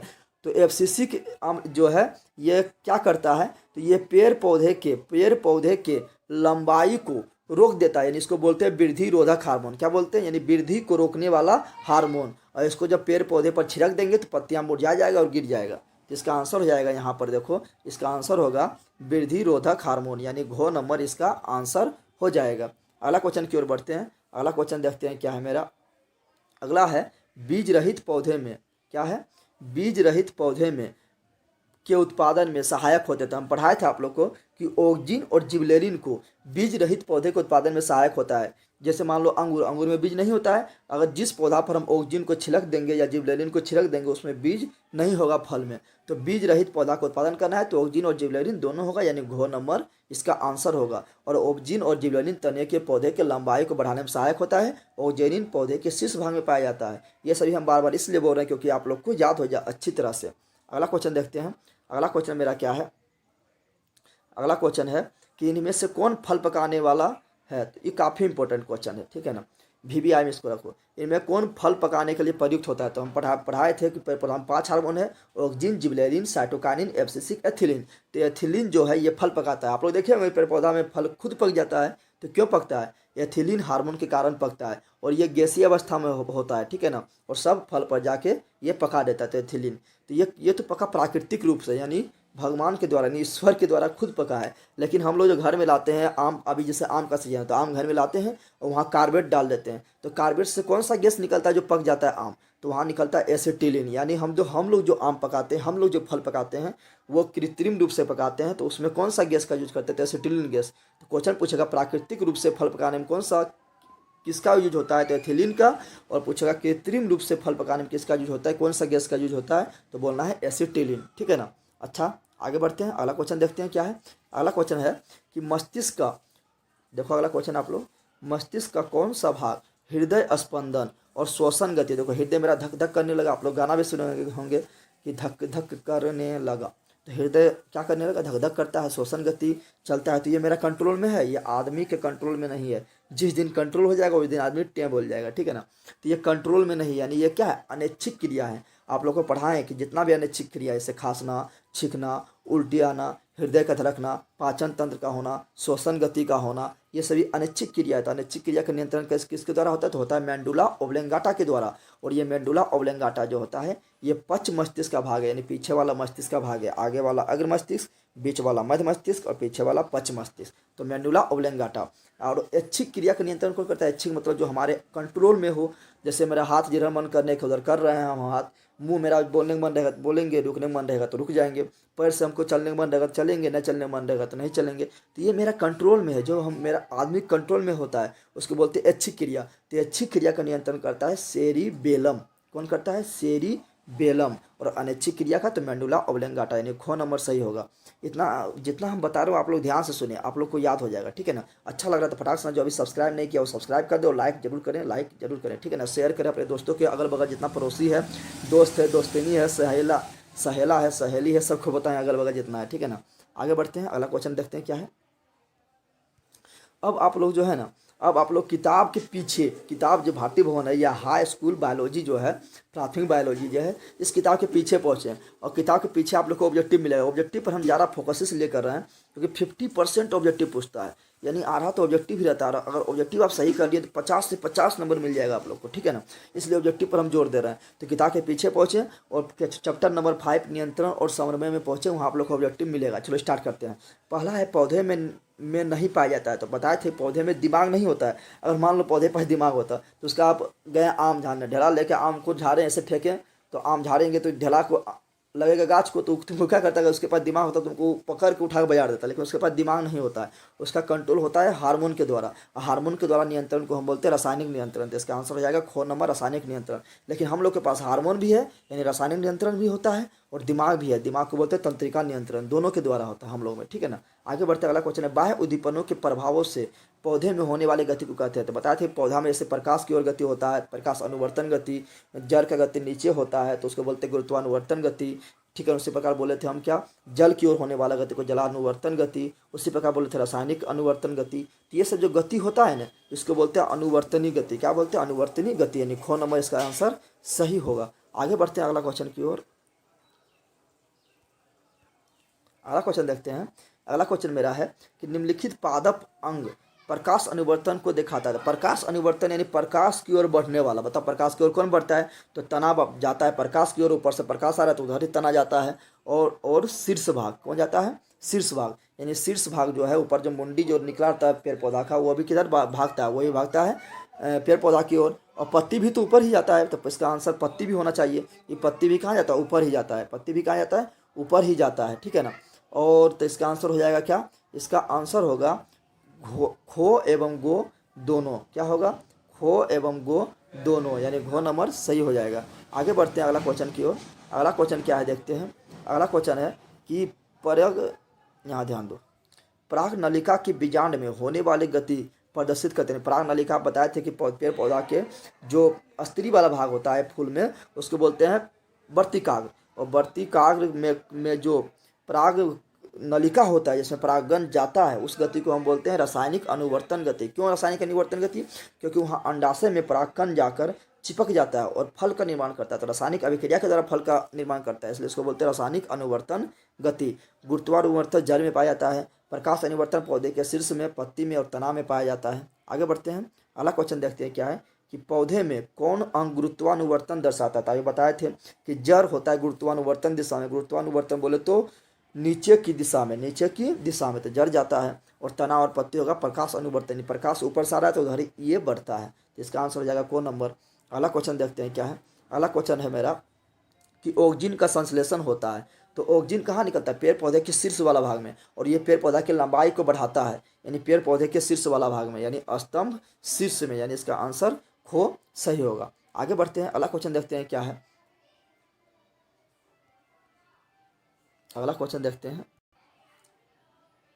अगला क्वेश्चन है कि साइटोकाइनिन का संश्लेषण कहाँ होता है। देखो साइटोकाइनिन जो है ना, इसका संश्लेषण होता है जड़ में और भ्रूणपोष में। भ्रूणपोष किसको बोलते जानते हैं? जैसे बीज का अंकुरन होता है ना, तो उसी को बोलते हैं भ्रूणपोष। तो ये कहाँ होता है? जड़ में होता है और भ्रूणपोष में होता है, यानी खो एवं गो दोनों सही होगा। साइटोकाइनिन क्या करता है? पेड़ पौधा को हरा भरा रखता है और ताज़ा रखता है, और ये कोशिका द्रव का विभाजन करता है, ठीक है ना। तो इसका आंसर हो जाएगा घ नंबर। अगला क्वेश्चन देखते हैं, बोला कोशिका दीर्घन द्वारा तने की वृद्धि करता है। तो कोशिका दीर्घन द्वारा तने की वृद्धि कौन करता है? तो ये करता है ऑक्जिन। ऑक्जिन को बताया था कि ऑक्जिन जो पेड़ पौधे के शीर्ष वाला भाग यानी फुलंगिया पर होता है और ये पेड़ पौधा की लंबाई को बढ़ाता है। कैसे बढ़ाता है? तो कोशिका का विभाजन करके, क्योंकि एक कोशिका से 2 बनेगा, 2 के 4 बनेगा, 4 से 8 बनेगा, तब ना पेड़ पौधा की लंबाई बढ़ेगा। तो कोशिका के विभाजन करके, यानी इसका आंसर गो सही हो जाएगा। अगला क्वेश्चन है, किस पादप हार्मोन के उपयोग से बृहत आकार के फल एवं फूल का उत्पादन होता है? बोल रहा है कौन सा पादप हार्मोन है जिसके द्वारा बृहत आकार के फल और फूल का उत्पादन होता है? जब बृहत आकार के फल और फूल का उत्पादन करना है तब हम लोग यूज करते हैं कौन? तो हम लोग यूज करते हैं जिबरेलिन। क्या यूज करते हैं? जिबरेलिन का यूज करते हैं। इसका आंसर हो जाएगा घ नंबर सही। आगे बढ़ते हैं। अगला क्वेश्चन है क्या? अगला क्वेश्चन है, देखो यहाँ पर अगला क्वेश्चन है, गैस के रूप में पाया जाने वाला हार्मोन। अभी तो बताया कि गैस के रूप में पाया जाने वाला हार्मोन क्या होता है? तो गैस के रूप में पाया जाने वाला हार्मोन एथिलीन होता है। तो यहाँ एथिलीन नहीं, यहाँ एथिलीन नहीं, यहाँ एथिलीन नहीं, तो घ नंबर में एथिलीन है। कहाँ पर है? घ नंबर में। देखो यहाँ पर है एथिलीन। तो इसका आंसर हो जाएगा क्या? एथिलीन। और ये फल पकाने वाला हार्मोन है। फल जो पेड़ में पकता है इसी के द्वारा पकता है, तो एथिलीन हो जाएगा इसका आंसर। अगला क्वेश्चन देखते हैं क्या है। अगला 11 नंबर क्वेश्चन देखो क्या है। 11 नंबर क्वेश्चन है कि किस पादप हार्मोन को पौधे पर छिड़कने से पत्तियों का विरगन होता है, यानी पत्ती जो है गिर जाता है नीचे मुरझाकर। तो उसको बताए थे एफसीसी अम्ल। और एफसीसी अम्ल को हम बोलते हैं वृद्धि रोधक हार्मोन, यानी वृद्धि को रोकने वाला हार्मोन। इसको पेड़ पौधा पर छिड़क देंगे तो पत्ती झड़ के गिर जाएगा। तो इसका आंसर हो जाएगा गो नंबर सही। अगला है, निम्नलिखित में कौन कोशिका विभाजन एवं कोशिका दीर्घन को अवरुद्ध करता है? यानी कोशिका विभाजन के द्वारा पेड़ पौधे की लंबाई बढ़ता है, कोशिका दीर्घन के द्वारा पेड़ पौधा की लंबाई बढ़ता है, तो उसको रोकने वाला, तो यहाँ बोल रहा अवरुद्ध, यानी उसको रोकने वाला कौन है? तो उसको रोकने वाला कौन है? तो उसको बोलते हैं वृद्धि रोधक हार्मोन। अब वो कौन होता है? वो होता है एफसीसी वृद्धि रोधक हार्मोन। इसका आंसर गो सही हो जाएगा। अगला क्वेश्चन मेरा क्या है, कौन से हार्मोन के प्रयोग से पत्तियां अधिक समय तक हरी भरी होती? तो हम बताए थे आप लोग को कि साइटोकाइनिन हार्मोन जो है ये पेड़ पौधे की पत्तियां को हरा भरा रखता है, ताज़ा रखता है, हरा भरा रखता है, यानी उसमें क्लोरोफिल को बनाए रखता है। पेड़ पौधा में पत्तियों में क्लोरोफिल को बनाए रखता है, क्लोरोफिल को खत्म नहीं होने देता है। क्यों? क्योंकि हम लोग जानते हैं कि क्लोरोफिल के कारण ही पेड़ पौधे की पत्ती का रंग हरा होता है। तो इसका आंसर हो जाएगा साइटोकाइनिन। ठीक है ना, इसका आंसर हो जाएगा ख नंबर। अगला क्वेश्चन देखते हैं क्या। अगला है क्या कि निम्नलिखित में कौन जीर्णता मतलब ताज़ा हरा भरा रखना और क्लोरोफिल को काफ़ी समय तक नष्ट नहीं होने देता है? तो जब क्लोरोफिल को नष्ट होने नहीं देगा तो क्या रहेगा? पेड़ पौधा हरा भरा रहेगा। तो ये कौन करता है? ये करता है साइटोकाइनिन, यानी गो नंबर इसका आंसर हो जाएगा। अगला है, सभी जंतुओं में तंत्रिकीय नियंत्रण एवं संवहन के लिए प्रयुक्त होता है। जितना भी जंतु है सब में तंत्रिका नियंत्रण के लिए क्या होता है? तो एक होता है मस्तिष्क और एक मेरा होता है मेरुरज्जु। लेकिन ये सब किसका बना होता है? ये सब बना होता है न्यूरॉन का। हम पढ़ाए थे कि तंत्रिका तंत्र के रचनात्मक एवं क्रियात्मक इकाई क्या है? तो बताया था तंत्रिका तंत्र का जो रचनात्मक एवं क्रियात्मक इकाई है वो क्या है? तो वो है न्यूरॉन। क्या है वो? तो वो है न्यूरॉन। तो इसका आंसर हो जाएगा न्यूरॉन। ठीक है ना। अगला क्वेश्चन है, निम्नलिखित में कौन तंत्रिका आवेग के चालन को साइटोन से की ओर करता है? तो हम तंत्रिका कोशिका का आप लोग को हम पिक्चर बताए थे, तो उसमें पिक्चर हम बनाए थे इस तरह तारा आकार का एक रचना बनाए थे और इस तरह ये एक जोन था ना। तो यहाँ पर क्या बोल रहा है? और यहाँ पर बहुत सारा डेंड्राइट्स निकला हुआ था, इस प्रकार डेंड्राइट्स निकला हुआ था। आप लोग को बताए थे, नहीं पढ़े हैं जो जाकर पढ़ ले। तो बोल रहा सभी जंतुओं में तंत्रिकीय नियंत्रण यहाँ पर निम्नलिखित में कौन तंत्रिका आवेग को चालन साइटोन की ओर ले जाता है? तो ये डेंड्राइट्स जो है, ये डेंड्राइट्स जो नजर आ रहा है ये तंत्रिका आवेग को साइटोन इसको बोलते हैं, तारा आकार के रचना इसको बोलते हैं साइटोन। ये तंत्रिका आवेग को साइटोन की ओर ले जाता है। तो कौन ले जाता है? डेंड्राइट्स। तो इसका आंसर हो जाएगा ख नंबर। क्या हो जाएगा? ख नंबर। अगला क्वेश्चन देखते हैं क्या है मेरा। अगला क्वेश्चन है क्वेश्चन नंबर 17। क्वेश्चन नंबर 17 क्या है? वह रासायनिक पदार्थ जो तंत्रिका आवेग को एक जोन से दूसरे न्यूरॉन की डेंड्राइट्स में पहुंचाती है, कहलाती है क्या? जिसको बोलते हैं एसिटाइल कोलिन। एसिटाइल यानी तंत्रिका आवेग को एक जोन से दूसरा न्यूरॉन में पहुंचाता है। इसी प्रकार बढ़ते बढ़ते बढ़ते बढ़ते दिमाग तक मैसेज पहुंच जाता है। तो इस क्रिया को क्या कहते हैं? इस क्रिया को कहते हैं एसिटाइल कोलिन। क्या कहते हैं? Acetyl choline. अगला क्वेश्चन है क्वेश्चन नंबर 18। सेरिब्रम तथा डायएन्सेफ्रोन किसका भाग है? तो हम आप लोग को पढ़ाए थे अग्र मस्तिष्क में। अग्र मस्तिष्क में का 2 भाग बताए थे, एक बताए थे सेरिब्रम, एक बताए थे डायएन्सेफ्रोन। यानी इसका आंसर को हो जाएगा सही। और सेरिब्रम को हम बोले थे बुद्धि और चतुराई का केंद्र, सोचने और समझने की शक्ति। जिसका सेरिब्रम जितना विकसित है वो पढ़ने लिखने में उतना होशियार होगा। ठीक है ना। उसी प्रकार मध्य मस्तिष्क बताए थे कि मध्य मस्तिष्क मेरा आँख और कान को कंट्रोल करता है। और पश्च मस्तिष्क को 2 भाग में बांटे थे, एक को बोलते थे सेरिबेलम और दूसरा को बोले थे मस्तिष्क स्टेम। और मस्तिष्क स्टेम को भी हम दो भाग में बांटे थे, एक को बोले थे पोन्स बेरोलाई और दूसरा को बोले थे मेंडुला ओब्लेंगाटा। ठीक है ना, तो इसका आंसर हो जाएगा को नंबर सही। अगला क्वेश्चन क्या है, अगला क्वेश्चन है तंतुमय संयोजी ऊतक की बनी एक झिल्ली जो मस्तिष्क के चारों ओर घेरे रहते हैं क्या कहलाते हैं। तो हम बताए थे आप लोग को कि मस्तिष्क को जो घेरा हुआ है, ठीक है ना, इसके ऊपर क्या खोपड़िया मेरा है, यानी मस्तिष्क के ऊपर मस्तिष्क पूरा नाजुक होता है और ये पूरा बॉडी को कंट्रोल करता है, तो उसको सेफ्टी तो चाहिए ना, इसको सेफ्टी के लिए खोपड़ी है। ये खोपड़ी जो हड्डी का बना है, तो इस हड्डी को बोलते हैं हम क्रेनियम की हड्डी। क्या बोलते हैं, क्रेनियम की हड्डी। लेकिन क्रेनियम के हड्डी के बाद एक झिल्ली होता है, यानी एक थैला का आकार का संरचना होता है, एक झिल्ली होता है जो क्या करता है, दिमाग को उसके अंदर बंद रखता है। तो उस झिल्ली का नाम पूछ रहा है कि वो जो झिल्ली है उसका नाम क्या है, तो उसका नाम है मेनिनजीज। क्या नाम है, मेनिनजीज नामक झिल्ली के अंदर मेरा दिमाग, मेरा भेजा बंद है, आप लोग का भी भेजा बंद है, तो हो जाएगा मेनिनजीज। और जब इसमें इन्फेक्शन हो जाता है तो उसको बोलते हैं मेनिनजिस नामक बीमारी, उसको बोलते हैं क्या, मेनिनजाइटिस नामक बीमारी। इसी को क्या बोलते हैं, इसी को बोलते हैं दिमागी बुखार। तो जब मेनिनजिस में इन्फेक्शन हो जाएगा तो उसको बोलेंगे मेनिनजाइटिस नामक बुखार इसको लग गया है, उसी को बोलते हैं। आप लोग की क्लास 10 में पढ़ेंगे कौन वाला, तो आप लोग पढ़ेंगे सेकेंड हिंदी में, तो उसमें मिलेगा आप लोग को क्या, सेकेंड हिंदी में मिलेगा नगर कहानी। नगर कहानी के लेखक है सुजाता, उसमें होता है एक पपाती होता है, पपाती को यही बुखार हो जाता है, मेनिनजाइटिस नामक बीमारी हो जाता है। ठीक है ना, इसका आंसर गो हो जाएगा। अगला क्वेश्चन देखते हैं क्या है।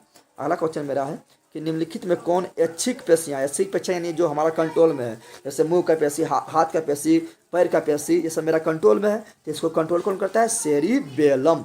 और जो मेरा कंट्रोल में नहीं है, जैसे उसको बोलते हैं अनैच्छिक कार्य, अनैच्छिक पेशियाँ, जैसे बोल रहे हैं हम हृदय के धड़कन, श्वसन, पाचन, खींचना नहीं, छींकना, उसके बाद उल्टी करना, खांसना, ये सब को कौन कंट्रोल करता है, तो अनैच्छिक क्रिया करता है मेंडुला ओब्लेंगाटा। तो इसका आंसर हो जाएगा ख नंबर सही। अगला क्वेश्चन है कि निम्नलिखित में कौन मास्टर ग्रंथि कहलाता है। तो हम आप लोग को पढ़ाए थे कि मास्टर ग्रंथि जो यहाँ पाया जाता है, जिसको हम बोलते हैं पीयूष ग्रंथि। क्या बोलते हैं, और पीयूष ग्रंथि का दूसरा नाम है पिट्यूटरी ग्रंथि। कैसे याद रखेंगे, तो पो से पीयूष ग्रंथि और पो से पिट्यूटरी ग्रंथि। तो इसका आंसर हो जाएगा क्या, पिट्यूटरी ग्रंथि। इसको मास्टर ग्रंथि इसलिए कहते हैं क्योंकि ये सभी हार्मोन को, जितना भी अंतःस्रावी हार्मोन है सबको कंट्रोल करता है, इसलिए इसको बोलते हैं मास्टर हार्मोन। ठीक है ना। अगला क्वेश्चन देखते हैं क्या है, क्वेश्चन नंबर 22। क्वेश्चन नंबर 22 है मेरा कि एपिनेफ्रोन नामक हार्मोन निम्नलिखित में किसका स्राव करता है। तो एपिनेफ्रोन नामक हार्मोन जो है आप लोग को पढ़ाए थे हम कहाँ पर, तो आप लोग को पढ़ाए थे एड्रिनल ग्रंथि। एड्रिनल ग्रंथि में पढ़ाए थे जो किडनी के ऊपर था, किडनी इस तरह जो होता है इसके ऊपर था, किडनी के ऊपर दो ग्रंथि था, इसको बोले थे एड्रिनल ग्रंथि। और एड्रिनल ग्रंथि के बाहरी भाग को बोले थे कोर्टेक्स और अंदर वाला भाग को बोले थे मेंडुला। और मेंडुला को हम फिर दो भाग में बांटे थे, एक को बोले थे हम क्या, एपिनेफ्रोन, और दूसरा को बोले थे नोरेपिनेफ्रोन। तो यहाँ पर हो जाएगा एड्रिनल का, किसका हो जाएगा, एड्रिनल का, यानी घ नंबर सही। अगला, किस हार्मोन के अधिक स्राव से जाइगेटिज्म नामक रोग होता है। जाइगेटिज्म नामक रोग का मतलब है कि उसका लंबाई बहुत ज़्यादा बढ़ जाता है। तो बताओ वृद्धि हार्मोन जो है कहाँ से निकलता था, तो पीयूष ग्रंथि यानी पिट्यूटरी ग्रंथि से निकलता था।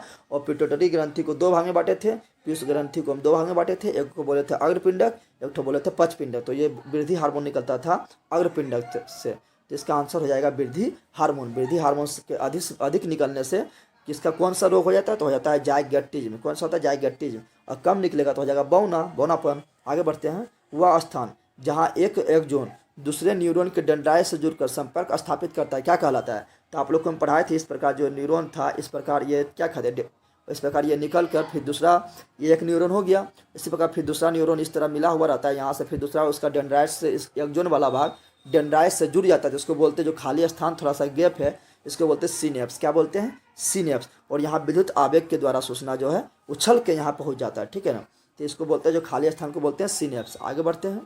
अगला क्वेश्चन देखते हैं क्या है। अगला क्वेश्चन है कि मानव खोपड़ी का वह भाग जहाँ मस्तिष्क स्थित होता है क्या कहलाता है। तो बताए थे मानव खोपड़ी के वह भाग जहाँ मस्तिष्क स्थित है तो खोपड़ी को कहते हैं क्रेनियम, क्योंकि इसको बोलते हैं क्या, क्रेनियम।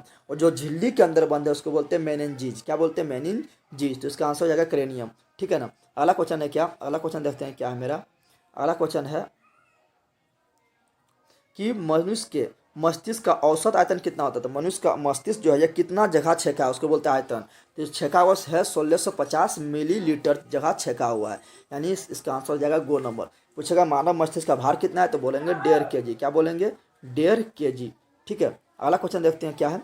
अगला है रक्तचाप। रक्तचाप यानी ब्लड प्रेशर हमारा कंट्रोल में, हमारा कंट्रोल में नहीं है, शोषण गति हमारे कंट्रोल में नहीं है, यानी ये सब अनैच्छिक क्रिया है। तो अनैच्छिक क्रिया का नियंत्रण किसके द्वारा होता है? मेंडुला ऑब्लेंगाटा के द्वारा, यानी इसका गो नंबर सही हो जाएगा। अगर आप लोग को अच्छा लग रहा है तो जो इस चैनल को अभी तक सब्सक्राइब नहीं किया वो सब्सक्राइब कर दें, और जो लाइक नहीं किया वो लाइक जरूर करें, ठीक है ना। अपना अगल बगल में दोस्त में पड़ोसी को बताएं, अपना दोस्त को बताएं, अपना सहेला को बताएं, सहेली को बताएं, दोस्तिनी को बताएं इस चैनल के बारे में, ठीक है ना। अगला क्वेश्चन क्या है?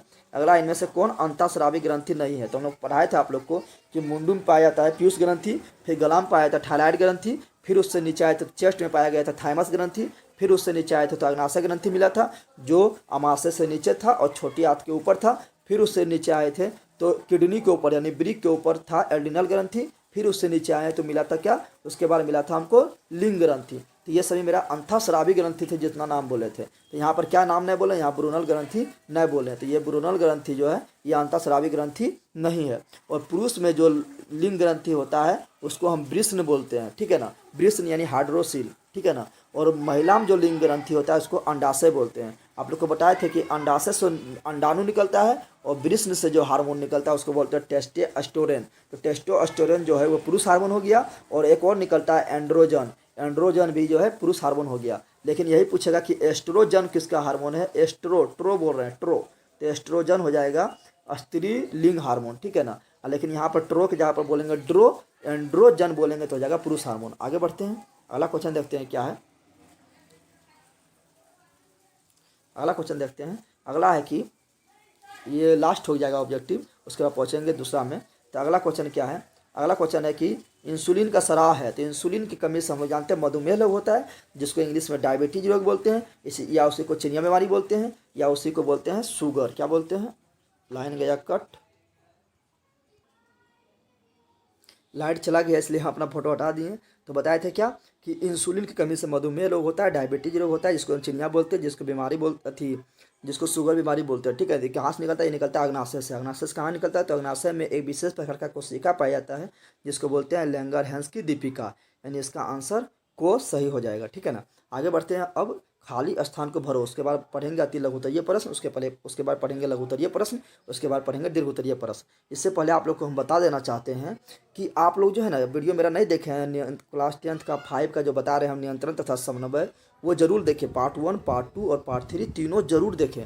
जब आप लोग देख लीजिएगा तो आप लोग इस सब का आंसर आप लोग के लिए इजी हो जाएगा, हलवा हो जाएगा। आप लोग खुद आंसर दे दीजिएगा इजी तरीका से, ठीक है ना, चाहे वो दीर्घोत्तरीय प्रश्न क्यों नहीं हो। चलो ठीक है, अब बढ़ते हैं आगे।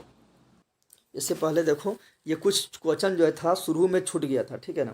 शुरू में जो था शुरू पहुंच गए हैं, तो आप लोग क्वेश्चन नंबर चैप्टर नंबर 5 में पहुँचे और उसका क्वेश्चन आंसर में जाएँ। तो ये छूट गया तो ये बता देते हैं। इनमें से कौन सा बुद्धि और चतुराई का केंद्र है? तो बुद्धि और चतुराई का केंद्र हम बोले थे क्या है?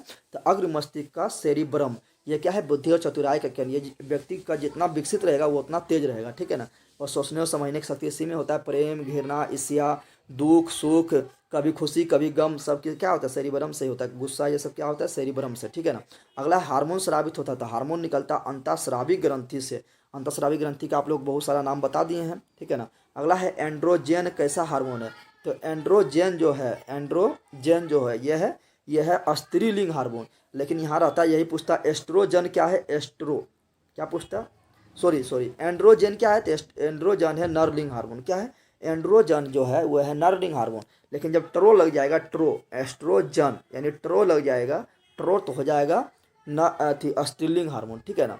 तो एंड्रोजन है नरलिंग हार्मोन और एस्ट्रोजन है स्त्रीलिंग हार्मोन और टेस्टोस्टेरोन है नरलिंग हार्मोन, ठीक है ना। इससे क्वेश्चन पूछता है इसलिए बता रहे हैं। अगला क्वेश्चन देखते हैं। अगला क्या है? एस्ट्रोजन। तो एस्ट्रोजन कहाँ से निकलता है? ये ट्रो लग गया यानी ये क्या है? ये है स्त्रीलिंग हार्मोन। जब स्त्रीलिंग हार्मोन तो कहाँ से निकलेगा? तो अंडाशय से निकलेगा, क्योंकि अंडाशय ही महिला में पाया जाता है, स्त्री में पाया जाता है, जिसका ख नंबर सही हो जाएगा, ठीक है ना। अगला क्वेश्चन देखते हैं। खाली स्थानों को भरें। खाली स्थान को भरे क्या है? देखो अगला है जीवों के जेब का सरी गली चीजों पर आश्रित रहते हैं वे क्या कहलाते हैं? तो वैसा पौधा जो सरी गली चीजों पर आश्रित रहता है उसको बोलते हैं मृत जीवी, ठीक है ना। क्या बोलते हैं? मृत जीवी। और इस पोषण को मृत जीवी पोषण कहते हैं। तो मृत जीवी पोषण किसे कहते हैं? वैसा पोषण जिसमें जीव सड़ी गली पौधे से, सड़ी गली चीज़ों से या मरे हुए चीज़ों से अपना भोजन प्राप्त करे, उसे मृत जीवी पोषण कहते हैं। जैसे आ जाता है इसमें कौन? बैक्टीरिया आ जाता है, कवक आ जाता है। ये सब क्या करता है? मृत जीवी पोषण करता है। बैक्टीरिया हो गया, कवक हो गया, ये सभी मृतजीवी पोषण करते हैं। और मृतजीवी पोषण करने वाले जीव को अपघटक कहते हैं। क्या कहते हैं? अपघटक। क्या कहते हैं? अपघटक। याद रखना। अगला, और पता है आप लोगों को स्वपोषण पर पोषण कितने प्रकार का होता है? पर पोषण 3 प्रकार का होता है। एक हो गया आपका मृतजीवी पोषण, एक होगा परजीवी पोषण, एक होगा प्राणी संपोषण होगा। सबके बारे में बताएंगे डिटेल से, ठीक है ना। आगे, स्वपोषी भोजन के लिए क्या आवश्यक है? तो स्वपोषी भोजन के लिए जो आवश्यक है वो 4 कच्चे पदार्थ का आवश्यकता पड़ता है। तो 4 कच्चे पदार्थ का आवश्यकता पड़ता है। पहला क्या? पहला तो पत्ती में क्लोरोप्लास्ट के अंदर क्लोरोफिल होना चाहिए। क्या होना चाहिए? क्लोरोफिल होना चाहिए। इसको हम बोलते हैं हरित वर्णक होना चाहिए। दूसरा, सूर्य का प्रकाश होना चाहिए, क्योंकि पेड़ पौधा सूर्य के प्रकाश में ही भोजन बनाता है। तीसरा, जल होना चाहिए। क्या होना चाहिए? जल होना चाहिए। और चौथा, वातावरण में CO2 गैस होना चाहिए। अगर ये 4 चीज़ है तो पेड़ पौधा जो अपना भोजन खुद बना सकता है, यानी स्वपोषण कर सकता है, ठीक है ना। तो क्लोरोफिल की आवश्यकता है, सूर्य के प्रकाश की आवश्यकता है, जल की आवश्यकता है और CO2, ये चारों का आवश्यकता है। तो हो जाएगा इनमें से सभी। अगर इनमें से एक भी उपस्थित रहा तो स्वपोषण नहीं हो सकता है, ठीक है। स्वपोषण किसे कहते हैं? वैसा पोषण जिसमें जीव अपना भोजन खुद बनाता हो, अपने भोजन के लिए किसी पर डिपेंड नहीं रहता हो, उससे स्वपोषण कहते हैं। परपोषण वैसा पोषण जिसमें जीव अपना भोजन खुद नहीं बनाता बल्कि अपना भोजन के लिए किसी दूसरे जीव पर या पेड़ पौधे पर डिपेंड रहता है, उसे हम परपोषण कहते हैं। जैसे हम लोग हो गए, जानवर हो गया, ऐसे सभी क्या है? परपोषी जीव है। आगे, इनमें कौन प्रकाश संश्लेषी अंगक है? देखो यहाँ ध्यान देने वाली बात है, यहाँ स्टूडेंट गलती करता है। यहाँ बोल रहा है अंगक। क्या बोल रहा है? अंगक। अंगक बोलेगा तो होगा हरित लवक। क्या होगा? हरित लवक। लेकिन बोलेगा अंग। क्या बोलेगा? अंग। अंग बोलेगा तो हो जाएगा पत्ती। तो पत्ती क्या होगा? अंग। अंग बोलेगा तो पत्ती। और अंग के अंदर यानी अंगक पूछेगा तो होगा हरित लवक। क्या होगा? हरित लवक, ठीक है ना। आगे बढ़ते हैं। अगला है, वायुमंडल में CO2 का कितना प्रतिशत है? तो वायुमंडल में CO2 कितना परसेंट होता है? तो होता है 0.03%। कितना होता है? वायुमंडल में कार्बन डाइऑक्साइड जो है 0.03% है, ऑक्सीजन जो है 21% के लगभग है, और नाइट्रोजन सबसे ज़्यादा है। नाइट्रोजन 78% है। कितना है? 78%।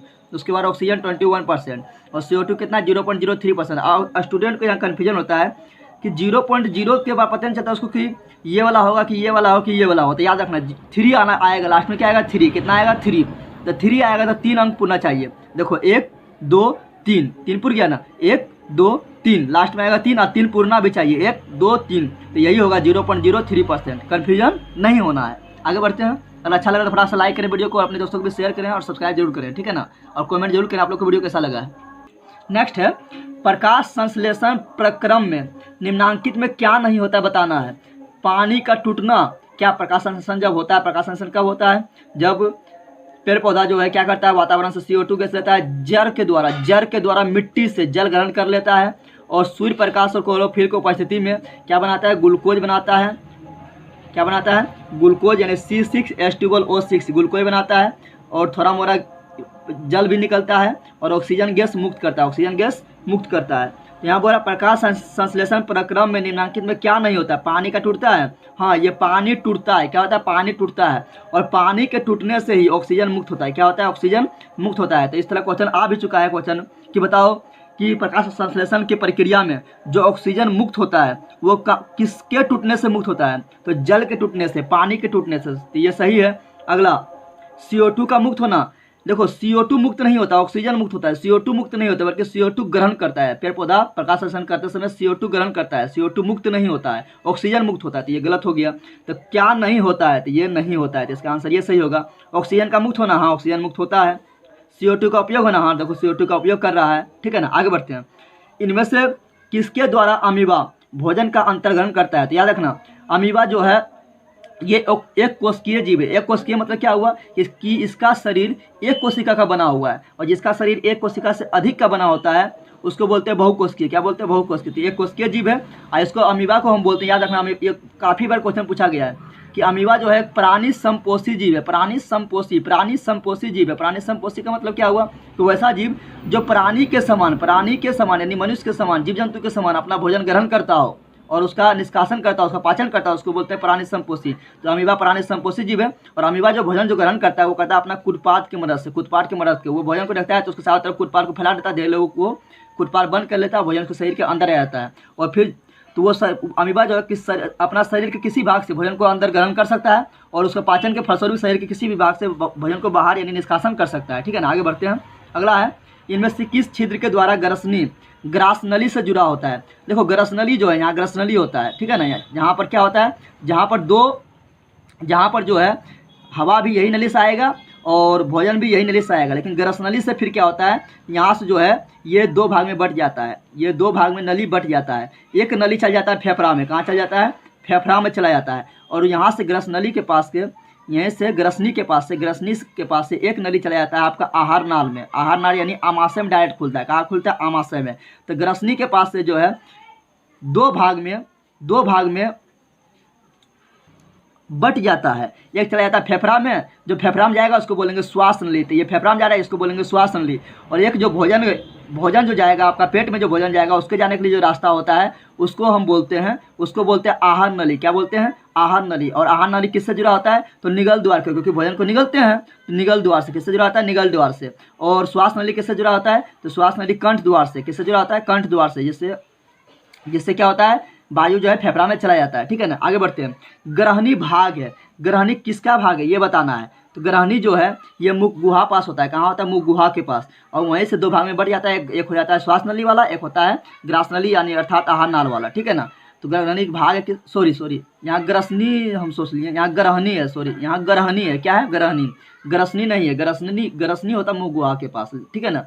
यहाँ ग्रहणी है। तो बताया था ग्रहणी जो है ये छोटी आंत का भाग है। किसका भाग है, छोटी आंत का भाग है। क्योंकि हम छोटी आंत का 3 भाग बताए थे। पहला जो बताए थे वो था ग्रहणी, दूसरा जो बताए थे वो था जेजुनम, और तीसरा जो बताए थे वो था इलियम। तो ग्रहणी का 3 भाग, पहला ग्रहणी, छोटी आंत का 3 भाग, पहला ग्रहणी, फिर जेजुनम, फिर इलियम। तो ग्रहणी किसका भाग है, छोटी आंत का। जेजुनम किसका भाग है, छोटी आंत का। इलियम किसका भाग है, छोटी आंत का, ठीक है ना। और आहार नाल का सबसे बड़ा भाग कौन है, छोटी आंत। और भोजन का पूर्ण पाचन कहाँ होता है, छोटी आंत में। भोजन का पाचन का शुरुआत कहाँ होता है, मुख गुहा से। आगे इस स्थानों को पूर्ति करें। स्वपोषी पौधों में करने की, देखो पहला क्वेश्चन मेरा है, पहला ऑब्जेक्टिव बोल रहा है क्या, पहला क्वेश्चन बोल रहा है मेरा कि निम्नलिखित में कौन एमिनो अम्ल, बताए थे जब प्रोटीन टूटता है तो बनता है एमिनो अम्ल, और जब अमीनो अम्ल टूटता है तो क्या बनता है, पूछ रहा है, विखंडन से बनता है। तो बताए थे कि अमीनो अम्ल टूटता है तो बनता है अमोनिया। क्या बनता है, अमोनिया बनता है। और अमोनिया कौन सा जीव निष्कासन करता है, तो बताया तो जल में जो पाया जाता है वो करता है अमोनिया का निष्कासन। और अमोनिया का सूत्र क्या होता है, NH3 होता है। इसलिए इसका आंसर हो जाएगा NH3, यानी गो नंबर सही हो जाएगा। नेक्स्ट आगे बढ़ते हैं। अगला क्वेश्चन बोल रहा है, अगर किसी कारण से किसी मनुष्य का एक वृक्क यानी एक किडनी कार्य करना बंद कर दे, यानी फेल हो गया, किडनी फेल हो गया, तो उसका परिणाम क्या होगा। तो बताए थे आप लोग कोई टेंशन लेने की बात नहीं है। दूसरा वृक्क है तब तक वो काम करेगा, उससे कोई टेंशन लेने की बात नहीं है। तो ये हो जाएगा दूसरा वृक्क से उत्सर्जन होगा। अगर दोनों फेल कर जाएगा तो फिर क्या करता है, जो कृत्रिम मशीन से हमको रक्त को छानना पड़ता है, फिल्ट्रेट करना पड़ता है, जिसको हम डायलिसिस या कृत्रिम वृक्क कहते हैं, ठीक है ना। आगे बढ़ते हैं। अगला है, वृक्क किस जैव प्रक्रम का हिस्सा है। तो वृक्क जो है बता आप लोग को किस में पढ़ाए थे, यानी वृक्क के बारे में, किडनी के बारे में किस में पढ़ाए थे, उत्सर्जन तंत्र में पढ़ाए थे, यानी उत्सर्जन का हिस्सा है। 3 का को हो जाएगा। अगला क्वेश्चन मेरा है कि रेजिन किस पौधे का उत्सर्जित पदार्थ है। तो हम रेजिन बताए थे आप लोग को कि रेजिन पाया जाता है चीड़ के पौधा में, यानी चीड़ के उत्सर्जित पदार्थ क्या है, रेजिन है। क्या है, रेजिन। आप लोग को बताए थे हम क्या कि रेजिन हो गया है, गोंद हो गया है, ये सब कहाँ पाया जाता है, तो पाया जाता है पुराने जाइलम में। कहाँ पाया जाता है, पुराने जाइलम में। और ये टेनिन जो हो गया है, टेनिन नामक उत्सर्जित पदार्थ कहाँ पाया जाता है, तो ये वृक्ष के छाल में पाया जाता है। और लेटेक्स कहाँ पाया जाता है, लेटेक्स किसको बोलते हैं, जो आप लोग देखते होंगे पीपल या कनेल का पौधा या बरगद का पौधा को तोड़ते होंगे तो जो दूध निकलता है सफेद ऐसा, उसको बोलते हैं लेटेक्स।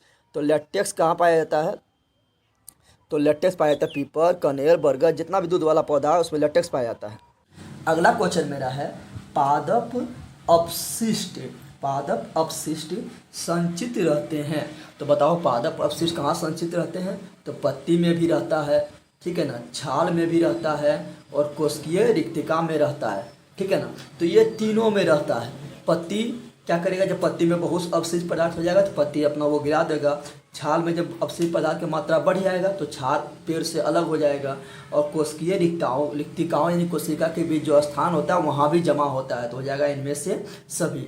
अब आप लोग जाओ, ये बायोलॉजी जो हम पढ़ा रहे हैं, भारतीय भर का क्वेश्चन आंसर करवा रहे हैं, इस किताब के अंत में जाओ तो अंत में जाएगा तो आप लोग को मिलेगा फिर ऑब्जेक्टिव मिलेगा उत्सर्जन तंत्र का, सभी चैप्टर का मिलेगा।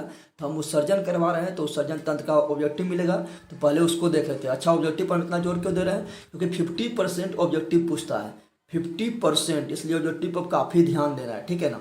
तो चलो वहाँ पहुँचते हैं किताब के अंत में। देखो पहुँच गए हैं। अब क्या है, अब देखते हैं क्वेश्चन। पहला क्वेश्चन मेरा है क्या, पहला क्वेश्चन है, देखो बड़ा थोड़ा कर दिए हम।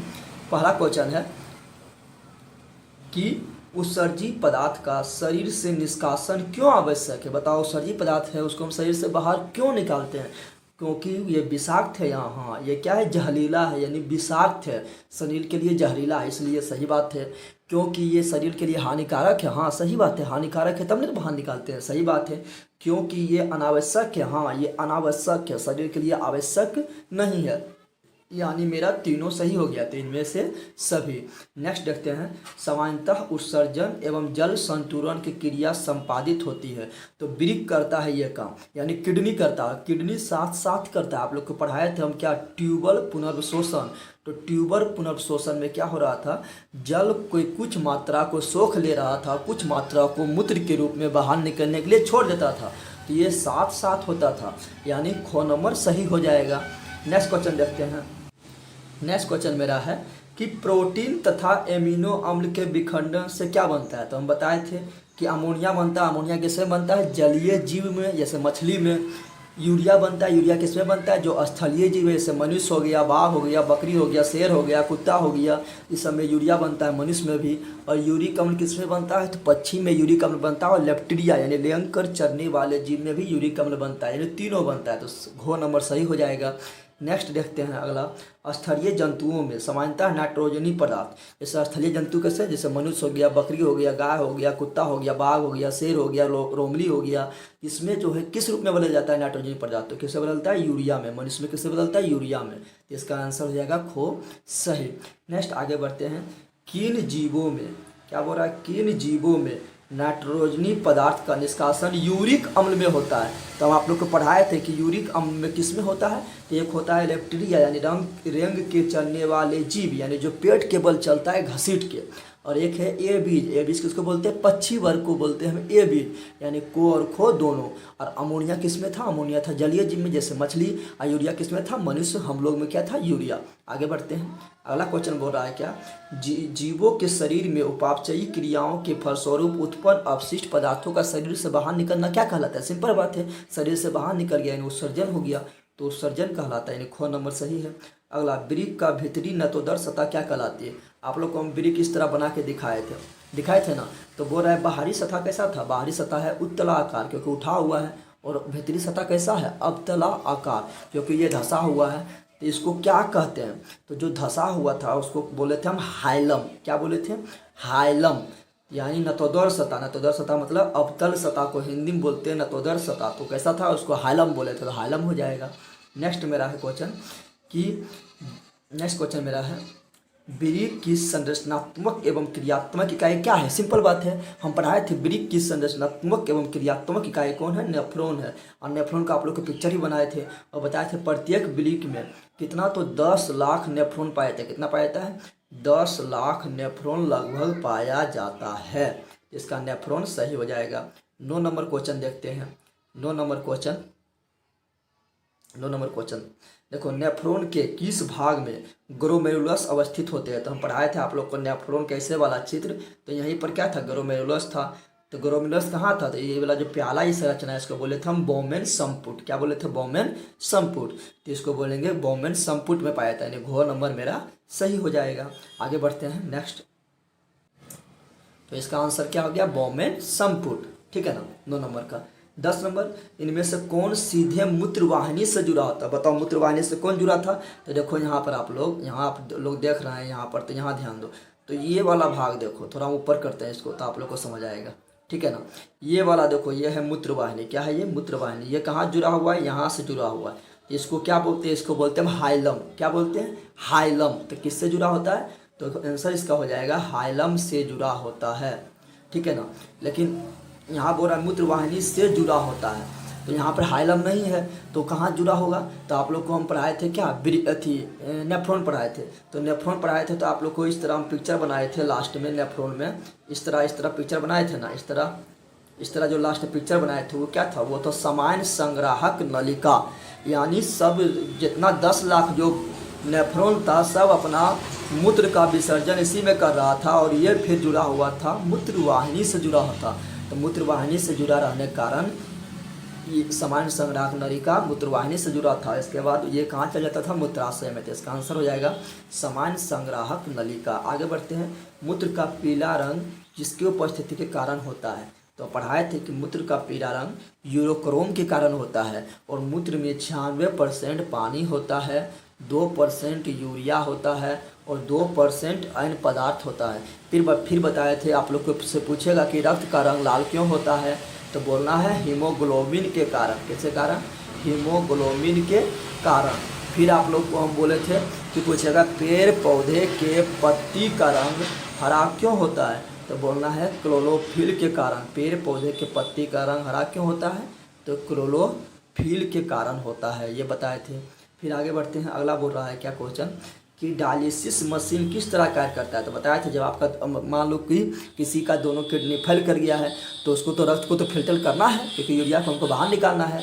तो जो मशीन काम करेगा, तो जो मशीन कृत्रिम वृक्क के तरह, कृत्रिम किडनी के तरह काम करेगा, उसको बोलेंगे डायलिसिस। तो इसका गो नंबर सही हो जाएगा। आगे बढ़ते हैं। अगला क्वेश्चन क्या बोल रहा है? बोल रहा है क्या, देखो कि मानव